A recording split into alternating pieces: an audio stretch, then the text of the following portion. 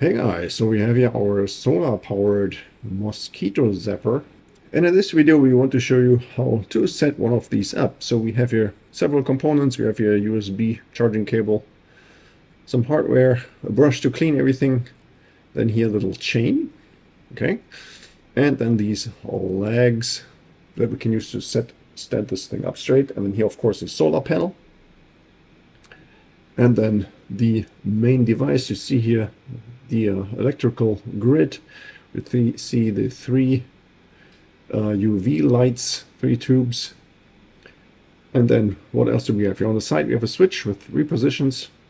So off, then on number 1 and on number 2. We're going to take a look at that later, what that means, what the difference between 1 and 2 is. And then here on the top we have these 2 holes. This is where we can install our solar panel if we wanted to. So you see on the solar panel we have the corresponding holes here on the side. We take one of the screws for each side.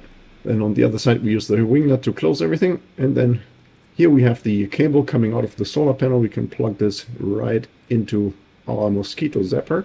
And alternatively we can also permanently power the device by using this USB cable that goes right into the barrel connector. And now let's have a closer look at the switch here. So position number 1 is permanently on, while position number 2 is also on, but only on if the solar panel or something else does not provide electricity to charge the battery, which is inside of our Mosquito Zapper. You see here we are going to unplug the solar panel, and as soon as we do that, the UV lights are going to turn on. To position our Mosquito Zapper, we can either use the chain just to hang it up like this, or alternatively this comes also with these legs, so 2 of these, which have some spikes at the bottom. So if you want to put these spikes into the ground, in the dirt or lawn, then we can do this as well. And then one thing that I do like to check before I'm setting everything up here is to look at the solar panel, at the hookup for the solar panel here where the wires are connected. I'm going to make sure that there really is a stress relief in case somebody is pulling on that wire.